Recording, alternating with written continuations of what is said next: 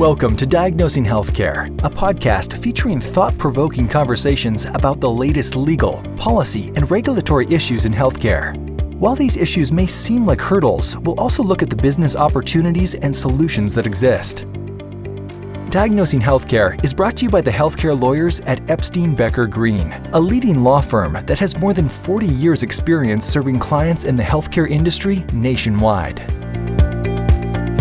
Today on Diagnosing Healthcare, we discuss the enforcement of the mental health and substance abuse disorder parity documentation requirements required under the Consolidated Appropriations Act, as well as the history of mental health parity and where we believe it's going to go from here. Hello and welcome. I'm your host, Tim Murphy, an attorney in Epstein Becker Green's healthcare and life sciences practice based out of our Boston and Washington, D.C. offices. In April of this year, the federal Departments of Labor, Health and Human Services, and Treasury jointly released a set of frequently asked questions related to the recent changes made to the Mental Health Parity and Addiction Equity Act, effective as of February 10th of 2021 and enacted by the Consolidated Appropriations Act at the end of 2020. Accordingly, plans and insurers must ensure that they understand and are prepared to provide regulators with documentation of their compliance with parity requirements on at least a small group of specific non-qualitative treatment limits, also known as NQTLs, as the departments have declined to explicitly exercise their enforcement discretion to provide affected entities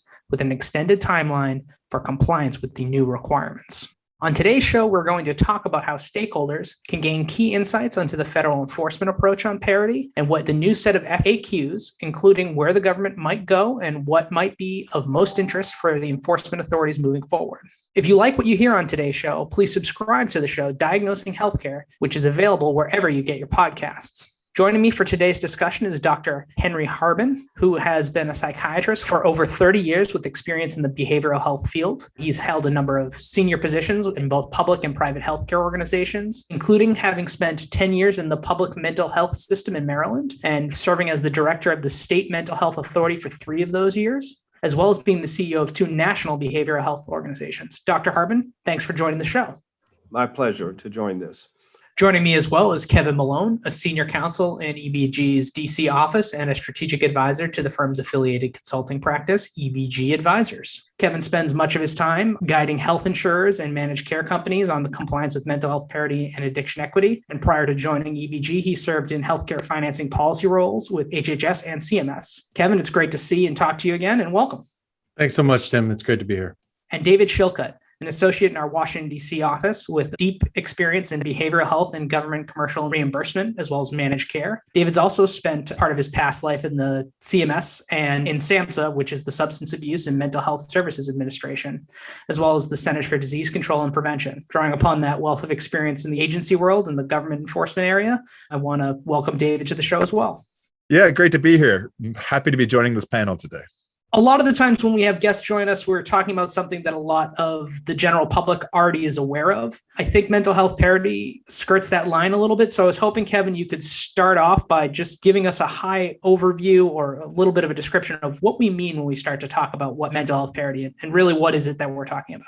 Thanks a lot, Tim. And, I think that you're right. The Mental Health Parity and Addiction Equity Act, or Parity, as it's often referred to, is something that many people have heard of. Many people have sort of intuitive ideas about what it means, but that those intuitions often don't align perfectly with the actual regulatory environment. To sort of give a quick overview of what it is, the Mental Health Parity and Addiction Equity Act is a law that was initially passed in 2008. It really applies to almost any insurance market in the country. It's fundamentally an insurance regulation that provides protection for consumers to ensure that those consumers with mental health and substance use disorder diagnoses are not discriminated against in the receipt of health insurance benefits. It applies, as I said, to almost every market except for Medicare, Medicare Advantage, and it also does not apply to the Medicaid fee-for-service program. So it applies to self-funded group health plans regulated by ERISA, fully insured commercial insurance companies issued under insurance laws and at the state level, exchange products, and Medicaid managed care organizations, as well as a number of other smaller insurance products out there in the market. And so really, it's the way that I describe it is that it's actually the most sweeping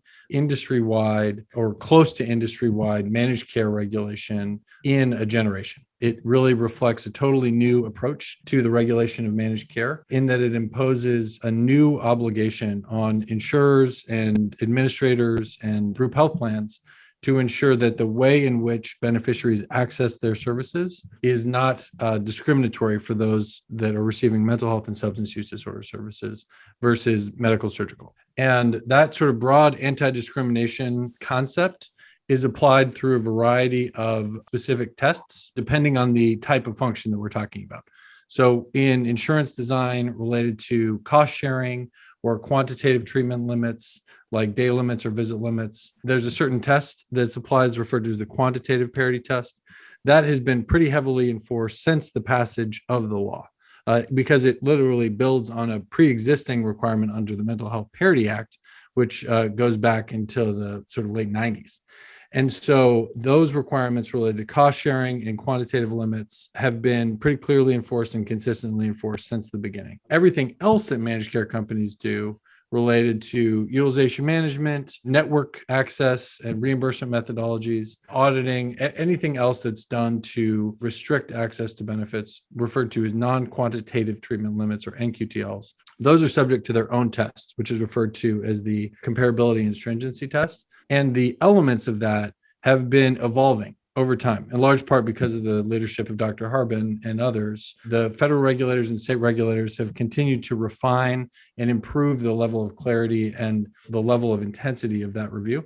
And the Consolidated Appropriations Act is really just sort of the last piece of that in that journey. And David and Dr. Harbin will talk more about that. But at the highest level, to sort of wrap up my introduction, the Mental Health Parity and Addiction Equity Act is a consumer protection anti-discrimination law that imposes an obligation on insurance companies and group health plans that they make sure that any way that beneficiaries with mental health and substance use disorders access their benefits happens in a non-discriminatory manner.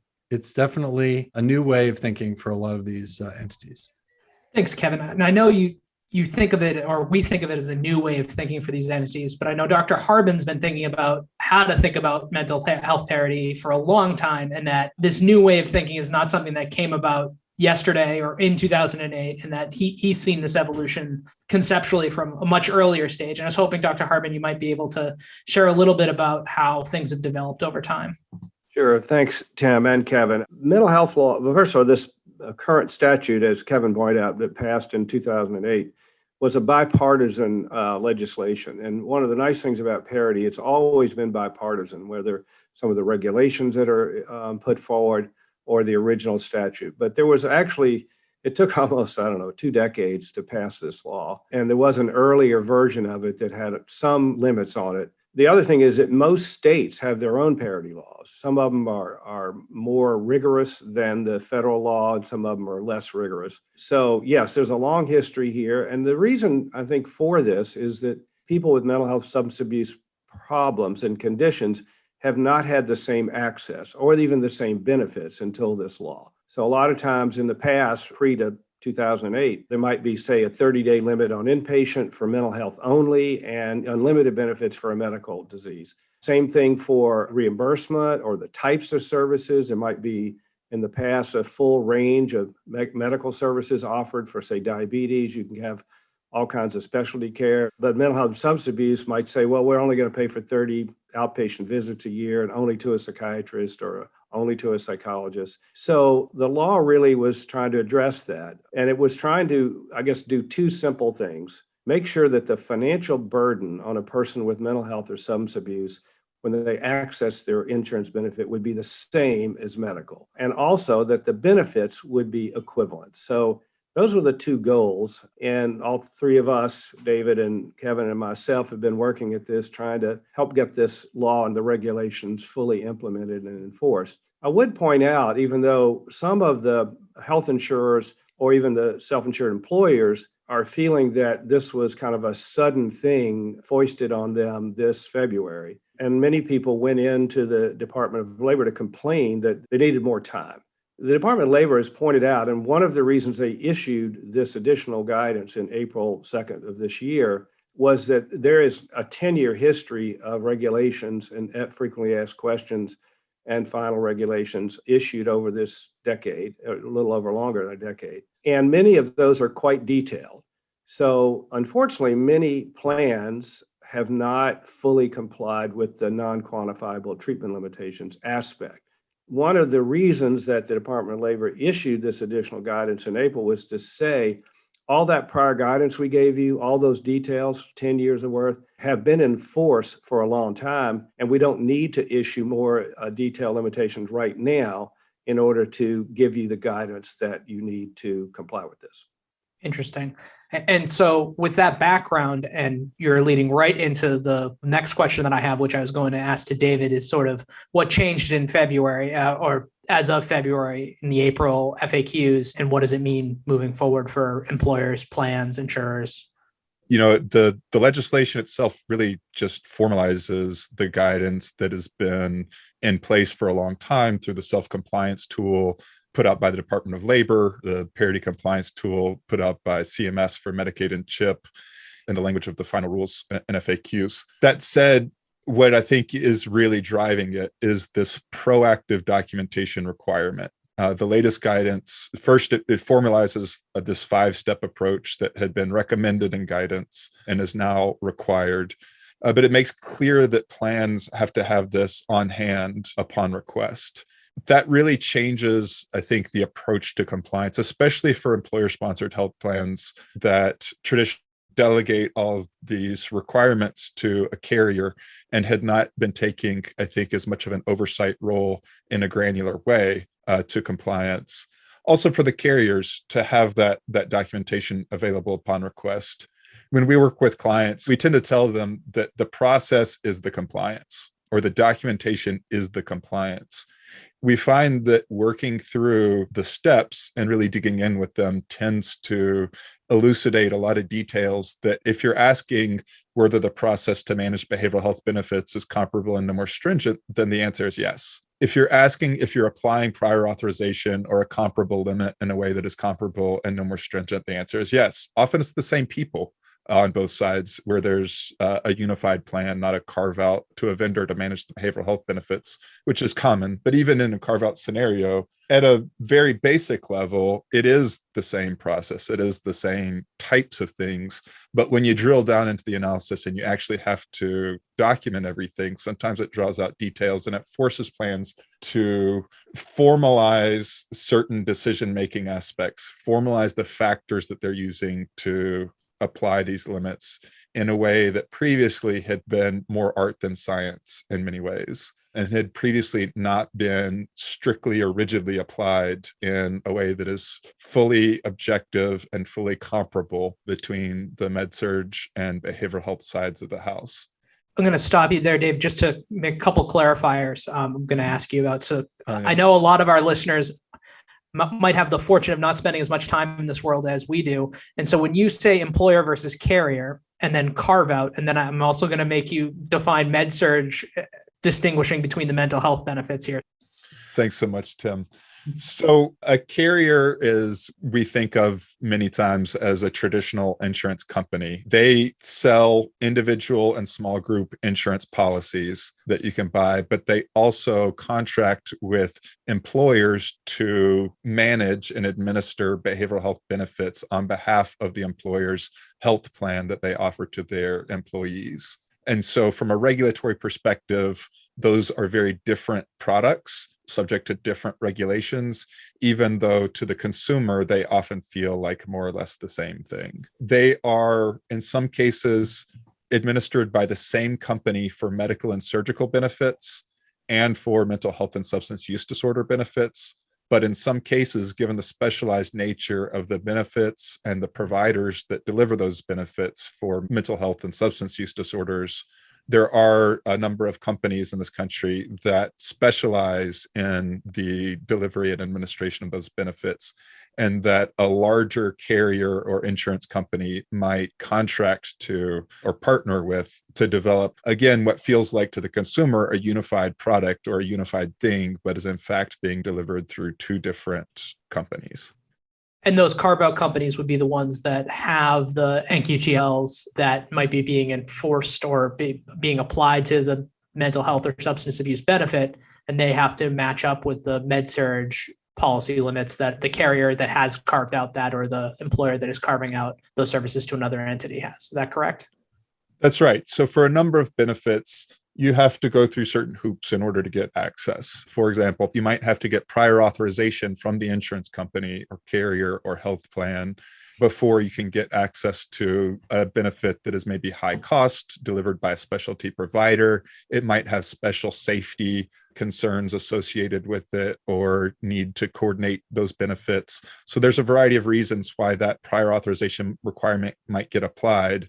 They are common for both medical, surgical, and mental health and substance use disorder benefits, but they may be applied by different companies in the case of a carve out. Or even in a unified, where it's one company, that company may have a silo within their organization that administers the different benefits separately.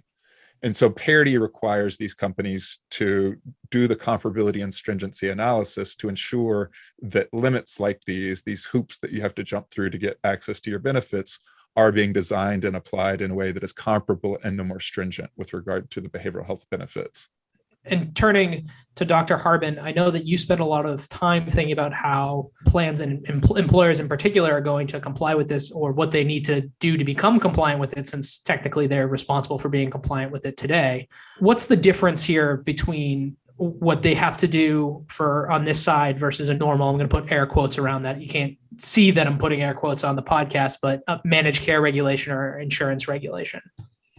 Well, the difference here is that it's, for example, as David was saying, so these medical management techniques or non-quantifiable treatment limitations like pre-authorization or pre-certification, these are okay to do. There's no limit on how you manage the medical or the behavioral benefit if they're the same. What's new here really is, I think, just the level of documentation that has been out there as a requirement for years, but has not been, I would say, both not enforced very specifically, nor has it been complied with.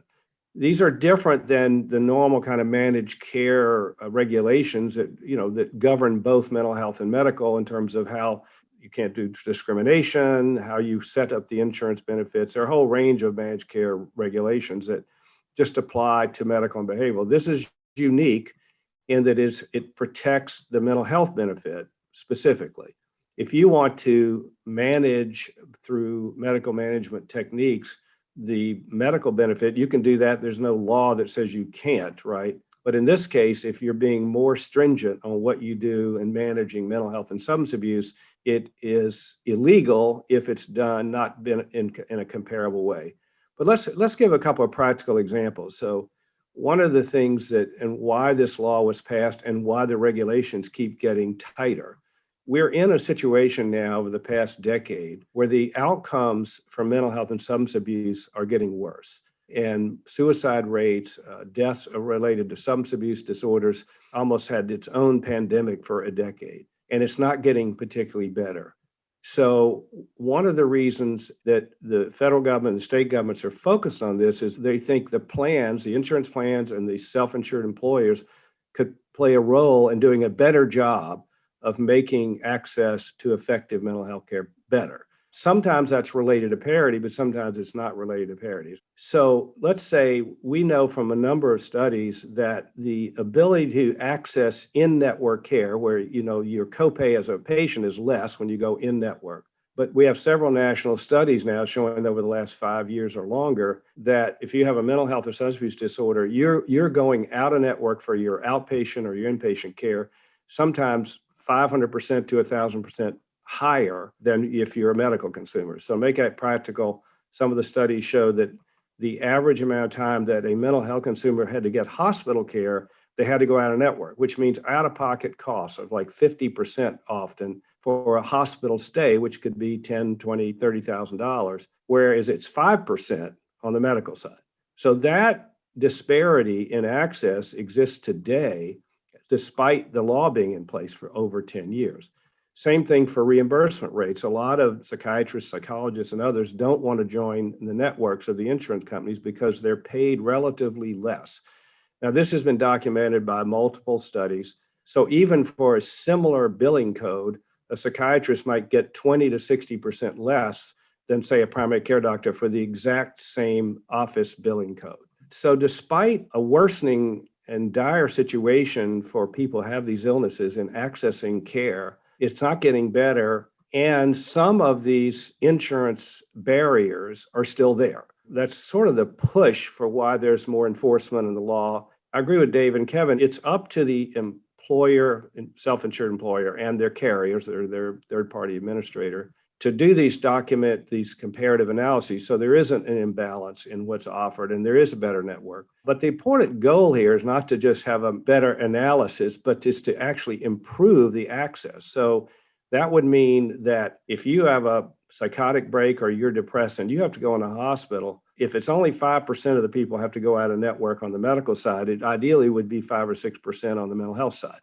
So these barriers that are there, at least the ones that are regulated by Parity, we are all hopeful that they will begin to narrow and disappear. It is different. It's, when you ask somebody on the medical side of the house, whether you're managing surgical or care or medical care, they've never had to think about what they do in relation to mental health. And now they do. And I know Kevin and David and others are really trying to help a lot of managed care entities to cross over to that side of the fence and realize, well, I can do anything I want, really, if I want to manage the benefit and I think it's needed for quality or safety or fraud, whatever it is. But I have to now think about it in terms of whether I'm doing it more aggressively and more restrictively on the mental health side.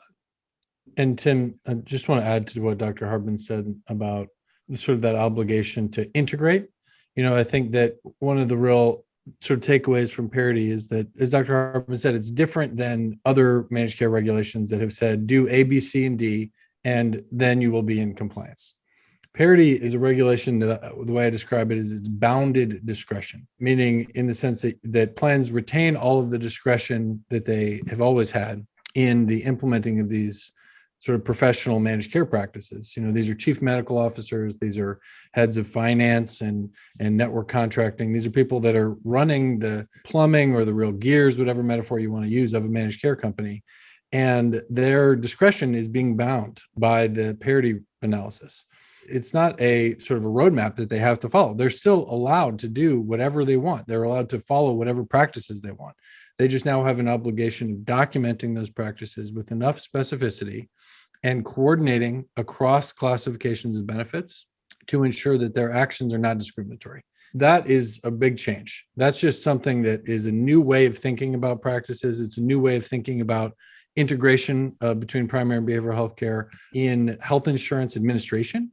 It's definitely a learning experience, I'll say, for many of the carriers out there, but many are trying to do it. And I think the one other thing I'll say that is a big sea change that does differentiate Parity even from other anti-discrimination laws that apply to the delivery of health insurance is that whereas for like the ADA or Civil Rights Act discrimination claims, where the plaintiff or the beneficiary would have to demonstrate that they have been discriminated against in order to obligate the issuer to prove that they are not.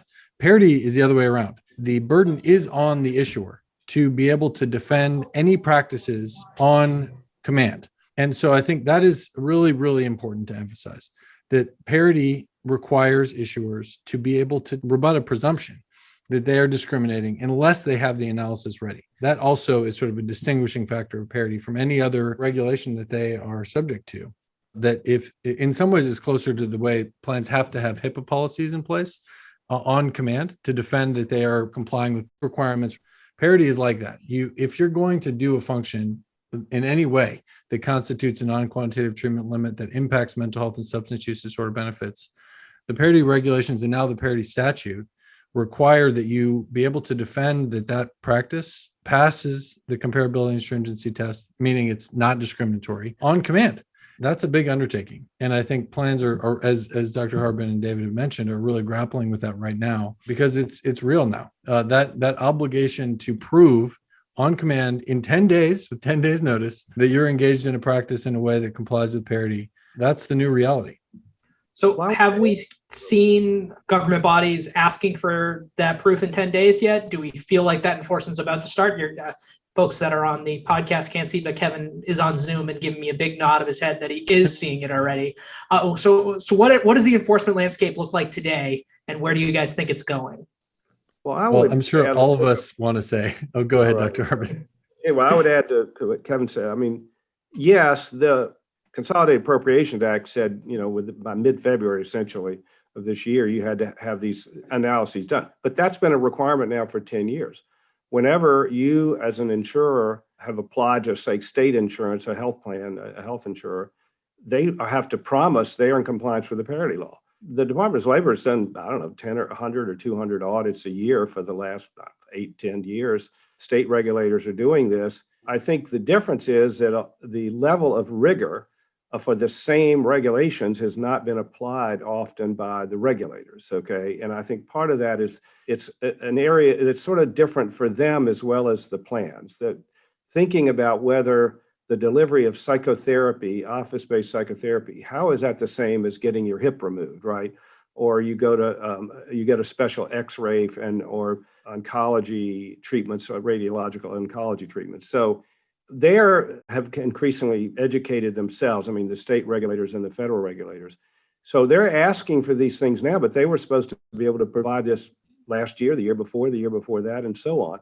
The other dilemma I think that's kind of unique for the self-insured employers is they really often don't know in detail what their TPA is doing in some of these areas, nor I guess historically should they had to, like what reimbursement do they pay for mental health substance abuse versus medical, even though that's been part of the law since the final regs came out, 8, 10 years ago. Or what medical necessity criteria they picked, how do they pick an experimental, non-experimental, and decide which one.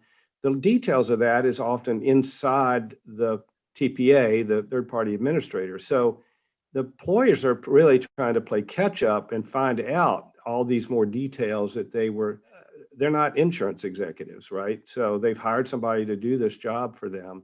But the liability, and probably Kevin could talk more about that even than I can, but there's liability and responsibility really both for the self-insured employer and their TPA in being compliant with the law. So people are very anxious right now, these stakeholders, and the feds are asking for this level. And unfortunately, a lot of the analyses that have been provided even recently, there's a state, Connecticut recently just released, de-identified all the responses it got and how these plans complied. And we see the same thing, frankly, where a health plan or on behalf of a TPA on behalf of their self-insured employer, they list, well, we look at pre-certification, let's pick that. We look at all the things that we did to apply this, and we say they're the same, but there's no documentation as to how they're the same, and did they audit that they're the same? Did they develop it the same way? It'd be a little bit like if you're dealing with the IRS, right, and you took a tax deduction of, say, $10,000 after you sold a stock. You reported that on your income as a $10,000 loss, and the IRS came to you and said, well, I need the documentation. I need to know what you paid for this. I want third-party validation of this. I want to know how you calculate this. And if I said to the IRS, sorry, that's the detail, I'm not sharing it with you, you just take my word for it that deduction's fair. That's about where I'm simplifying it a little bit, but that's about where this is. And what the Department of Labor is now asking for very specifically, you have to give me the underlying definitions, the methodology, how you validated that what you're telling us is comparable, is really comparable. And I think that's a huge challenge, and probably will keep Kevin and David busy for a long time. If I could build some nuance in there, I mean, I think you make a really good point that the guidance is clear, has been clear since at least 2013 when the final rules came out, that things like provider reimbursement, as well as utilization management and other NQTLs are subject to parity. I think part of the issue that we're seeing is that at no point since then, and I can say as a former regulator, I think, who had a hand in developing some of the guidance, that the guidance has not been clear about what that means.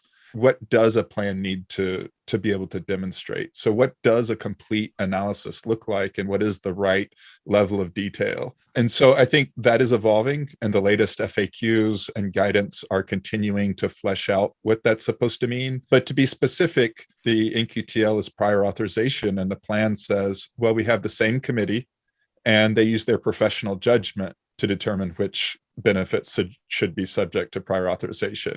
Is that sufficient? Or if you have to name the factors and they say, well, Safety and cost and fraud, waste, and abuse are the factors that we apply.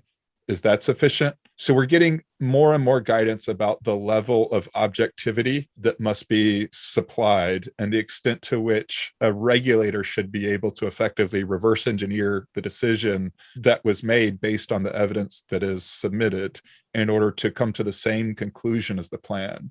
That's a level of rigor, a sweep of regulation of managed care in a way that we haven't seen in the past. I do think that in order to objectively demonstrate comparability and stringency, that's where we're headed. But I don't think that the guidance was previously clear the extent to which that was going to be the case. And for certain NQTLs, I think it's still unclear exactly where the lines are in terms of how deep do you have to get as the plan in terms of showing your cards and exactly how every decision was made. So I think that's one thing that's changing. One interesting way we're seeing this play out is that although plans have previously provided some documentation to labor and they've submitted documentation to Medicaid and CHIP, that documentation has tended to be very high level and has sounded fairly anodyne in general, sort of corporate speak, frankly. We do the same thing on both sides is how you can really boil a lot of it down.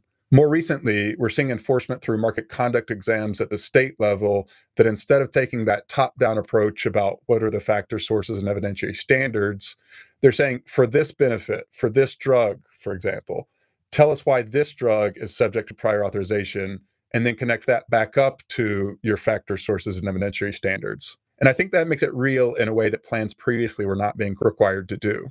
So regulators in some of these market conduct exams are requiring plans to identify the specific evidence they relied on to determine which specific factors were met or not met, and to explain how that led to the plan's decision about whether to apply the NQTL to that benefit. And then even to take it one step further and show that these same factors and same decision-making processes have been followed for decisions about whether to apply the NQTL to medical surgical benefits in that classification. And I think the Department of Labor is trying to take the same approach to enforcement with their current investigations under the Consolidated Appropriations Act. The challenge for plans is that it's still unclear how much they're permitted to rely on the subjective exercise of professional judgment in applying each factor, as opposed to having to provide a strictly objective or mechanical definition. For example, if the factor's clinical efficacy, is it sufficient to say, based on the P&T's evaluation of the medical literature, do you have to cite the specific studies on a drug-by-drug basis? Do you have to provide a separate analysis of the factors, sources, and evidentiary standards that the committee used to evaluate the quality of the literature or the specific studies? Current guidance provides the example of saying the plan could define this factor based on whether the committee's findings are based on at least 2 peer-reviewed studies. But of course, clinical trials are not all created equally. In reality, the plans are also evaluating the quality of these studies. So one factor for evaluating clinical efficacy could be the strength of the study design of the studies they're looking at. Would you then have to do an analysis of the factor sources and evidentiary standards that you use to evaluate the strength of the study design? How many layers deep do you have to get? And in most cases, no matter how precisely you define each factor, to try to get into a black and white yes or no determination of whether the drug or the benefit meets that specific factor, in most cases, the benefit is going to meet some factors but not others, and the committee is going to end up having to use their professional judgment about how to balance the different factors.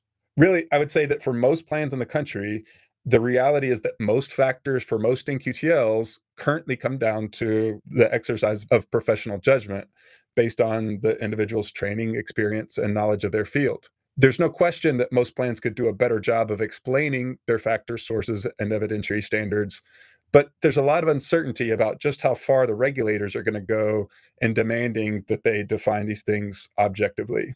I think really we're currently at a crossroads about this question of objectivity versus professional judgment. In other words, are the regulators really going to dig in and require plans to begin to make these decisions in a purely algorithmic way based on strictly objective rules? Or are they going to allow plans to continue to rely primarily on the professional judgment of their experts, at least at some level down, in a situation where the plan identifies the factors it uses as guidelines, but essentially says, you just have to trust us that we're doing our best to apply these factors consistently. There's a reasonable debate about what the right policy decision is, And I think there's pros and cons on both sides, both for plans and consumers. But either way, I think there's a lot of vagueness in the current guidance about that. And we need clarity from the regulators about what the true standard is. Do you think that vagueness was on purpose at a certain level to try to give plans the opportunity to start to develop these things without the federal or state regulator demanding on them that they do it a certain way? I would have a little different view from David. I think there have been examples, the federal guidance has been evolving for sure with greater specificity each year or two. But there are examples of FAQs for the last several years where they gave very specific examples of types of quantitative analyses that need to be done. I don't think they're purposely vague. I think who knows, you can't read the mind of the regulators, but they have gotten tighter, I think, because my opinion is that the responses they're getting are vague and they're general, like as David laid out. So if you read these responses, which you could do now by looking at the Connecticut, if anybody wants a headache of reading one of these, but you really would see, you would come away and say, well, how would you're just basically saying, trust me, I did all these analyses. I'm not sharing those analyses. I'm not telling you how I defined it. I'm not telling you what results I got, but I did them. I believe that the regulators, both state and federal, have asked for this level of detail and have given some examples of it in some of the regulations, but they haven't gotten it. I think, David, you and I would agree that when they didn't get that level of detail, I don't think they acted, meaning many regulators. They didn't come back and say, you flunk because you didn't do this. So I think many plans, they've had the opportunity to do these analyses and do them more specifically. They've been given some guidance about it, but they didn't do it. And partly they didn't do it, I think, because it's a lot of hard work, and also because they didn't get sanctioned for it. And I think this is Kevin, I think that's kind of where David was going with that, not to speak for you, David, is that even if the guidance and the sub-regulatory guidance and the examples may have given a pretty strong indication of what was necessary, there really wasn't follow-up on that in a way that was clear and consistent to people in the market. So it seemed sort of there was this gap between the sort of stated expectations and the enforced expectations in a way that sort of left it open for interpretation and confusion. And I think that's probably where people are really interested to see how DOL responds to the data calls that they're issuing right now. Because we have seen some initial letters come out under the Consolidated Appropriations Act to self-funded group health plans demanding analyses for prior authorization in 10 days and a list of other NQTLs that are being used, opening the door for follow-up requests about those. I wouldn't say that the floodgates have opened or that the hammer is coming down yet, but I think that it certainly the hammer has been raised, I guess you could say. And I think everyone is waiting to see where they're going to go with that. I'll say that I think there are a lot of signs indicating that the Biden-Harris administration will be taking, in some ways, a totally new approach to the enforcement question than previous administrations, in the sense that we have senior leadership in both HHS and labor now at the secretary level that have their own personal investment in parity and own expertise in it in a way that has never been the case before. Parity has always been sort of considered to be an arcane technical issue for pointy-headed nerds like the three of us. Now we have a situation where both secretaries have significant background, both in behavioral health policy and in parity. I think that there's a lot of indication that they will be bringing a totally new posture to this. And we've started seeing that both from CMS and CSIO. CMS on the Medicaid side is really rolling out a number of new requests from Medicaid agencies with regards to parity. And you're seeing it, I think, with the Department of Labor. So maybe I think that will bring, I think to David's point, Henry, that's the part that's new. It's sort of a new trend in sort of catching up the enforcement and actual oversight and analysis by regulators with the legacy of sub-regulatory guidance and examples that have been out there for some time. Yeah, I would agree. I would say from what I've been talking to benefit consultants and plans, some TPAs themselves and employers, a lot of audit demands have come out, a fair number, which was surprising how quickly. But there was a minimum number of 20, I think, in the statute that was passed. But from what I've heard informally from these different stakeholders, they're getting asked a lot. They're going to the employers, and the employers are turning around to their TPA and saying, I need all this stuff and I need it now. I think we would agree the enforcement has been light, I would say, even though many of the regulations are there. And even go back to David's example, a lot of times, a plan will say, well, I'm doing pre-certification because of a number of reasons. And sometimes they define them, sometimes they don't. And then they say, well, take my word for it, their comparison. But what has been clear in the regulations now for several years is they're supposed to audit and show, well, okay, I do pre-certification the same way. So I do it from inpatient for people who get hospitalized for a medical condition or in mental health. And I do it the same frequency, et cetera. I don't deny one side more, but what they're being asked to do is document that, well, when they implemented this, it is being done the same. So they need to do an audit of like, well, did they review more frequently medical, behavioral versus medical? Did they deny the mental health more frequently in medical? So they're being asked to provide the additional validation that they implemented these things they say are the same. Do they implement them in the same way? And that's been out there a while, but I would say there's been minimal documentation providing that. And that's one of probably the biggest area they're being asked to do now, is to audit like you would do anything else. An audit that you are doing this the same way that you described you are. And I'm getting the signal that we're coming towards the close of our time today, but I did want to ask each of you as we sort of turn to close the episode, what do we see the future? Is it more audits? Are we getting more 10-day letters? Is there going to be another step? What does the future of Parity look like, both on an enforcement and on a practical level? And particularly from Dr. Harbin, because you've spent so much time on this, I also wanted to hear, has Parity moved the needle on its goal? Are we seeing better access? Are we seeing out-of-pocket costs come to normalize with what would be med-surg benefits? Kevin and David, if you want to chime in on what you think the future holds for enforcement, but Dr. Harbin, I wanted to give you the last word on where the needle has moved. And thank all three of you guys for joining us today. Yeah, I guess I'll go first in order to give Dr. Harbin the last word. So one thing that I think is really starting to evolve and that needs further clarification is what is the set of NQTLs that should be subject to enforcement? If you have to have this documentation on the shelf to be available upon request, what is the scope of those NQTLs? Almost anything can conceivably be an NQTL. We're starting to see, I think, some alignment among regulators about what the key focuses are.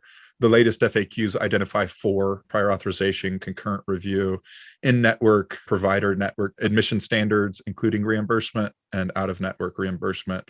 I anticipate that the federal regulators will add to that list, but I think it really needs to be clear to plans what is the specific scope, because it's a lot of work to put these analyses together. I also think that there is no soup to nuts example of what a good analysis looks like. That's another opportunity for guidance. We have a lot of examples of what's not sufficient. And we know in some cases, from a substantive perspective, some examples of specific things that have been found to be not in compliance. But what does the off-the-shelf documentation really need to look like? I mean, just for starters, is it 5 pages, 50 pages, 100 pages? There's really ambiguity about just how deep it really needs to go. And I think that's something that regulators need to make clear, but that is going to start to evolve through the enforcement process. I'll just add, I think I see enforcement continuing to ramp up. I see departments of insurance around the country really trying to staff up and build their own expertise and starting to, in some cases, take pride in their knowledge around parity. It's sort of becoming less of sort of the sort of black sheep or annoying issue that DOIs have to deal with. And that's, I think, going to continue to be an ongoing trend. But I think to David's point, there's still going to be, especially in the next, I would say 2 years, a lot more clarification in the scope of the expectations about what needs to be off the shelf by the enforcement activity. And I think that's going to be really important to monitor. And I think there will be a lot of developments. And then I think a segue to Dr. Harbin is that I think that a lot of departments and almost all the regulators involved are going to look favorably on carriers that in their analyses indicate substantial efforts in improving quality and improving access, and that any sort of foot faults related to the substance of the comparability and stringency analysis are going to be likely not necessarily forgiven, but there will be a much softer enforcement approach if there's a clear indication that the carrier is approaching it in good faith and is trying to improve quality and access for behavioral health. And so I think that's a big takeaway for me, is that the regulators so far are looking at it from the spirit and not just the letter of the parity regulations. And it's important for plans to keep that in mind as well. So Dr. Harbin, and thank you, Tim and David. It's an honor and privilege to be on the podcast. I would add a couple. I think there have been improvements, Tim, that you asked in the last 15 years or so. This, particularly like the quantitative limits and the copay. These all things have been equalized a lot. There's some areas of noncompliance, but pretty good. So it was pretty common prior to 2008 that you would have an outpatient visit limit, or you would have an inpatient visit limit, or the copays would be higher for mental health. And so it really equalized all that. And I think one of the reasons there's been pretty good compliance with that is it's very transparent. You can see on your benefit line whether there's a quantitative limit or not, or the copay is different. So I think the plans ultimately are regulating themselves, even though there've been external oversight. That is what I hope will be the goal in the future, to go both with Dave and Kevin. Personally, I think the plans are going to have to provide some detailed analyses. I think they're going to have to provide some quantitative analyses where that's appropriate. And I think if they do that, I think they're going to have it on the shelf. They're going to find it's not something they have to keep repeating unless they add a new medical management change or they change something. I think there are a number of things they could do right now. And I've told this to many plans. I said, you got to put yourself in the situation of the regulator. If you've given them these vague statements of comparability without any substance underneath it, and it turns out you have a higher out-of-network use or reimbursement disparities, you really have sort of nothing on your side to defend yourself that you're compliant with the parity law. I think if you provide the analyses that are needed, provide the documentation that they're similar, even if, and I agree with Kevin, even if there's some differences in outcomes, if you're making progress on it and you show that, I hope there will be some supportiveness of this. I did want to say I work with now a large coalition of national employers across the country, thousands of them, who've formed a coalition called the Path Forward, and they're working with mental health leaders. I'm an advisor to them. They're doing a 5-year implementation to drive practice changes in mental health and substance abuse nationally. And they have 5 priorities. One is increased access to specialty mental health care. One is more accountability for providers by using lab tests, quantifiable lab tests to track progress, which is rare for providers who are treating mental health problems. Integrating more in primary care and helping primary care docs. They do the majority of mental health care. And we have a method where they could be helped and they have good outcomes. More telebehavioral care and parity. These are the regulated entities, these employers. Many of these, the majority of them are self-insured employers. And they've now, partly because things have gotten so bad, they have formed together to push these changes. And from their view and mine too, is that these things go way beyond parity. You could have perfect parity. You just still need to do some of these other things if you really want to change outcomes and access for people with these illnesses. Just one little final comment. We know on average, it's 10 years by the time when somebody has a mental health or substance abuse symptom, right, before they get diagnosed and treated. 10 years, a decade. So put this in the COVID situation. If any leader of any country stepped up and said, by the way, we've made progress here. If you have a fever and you get symptoms of COVID, it's going to be about 10 years before we have a test to diagnose it and treat it. You wouldn't stand too long in that government, right? Well, that is our situation today. It's not all the plan's fault, but they're certainly part of the solution here. And I think that's why the parity law is so important. And I think why it's being pushed more now. Once again, thank you all 3 of you for joining us today. This has been Diagnosing Healthcare. If you enjoyed what you heard today, please subscribe on wherever you're getting your podcasts. Thank you.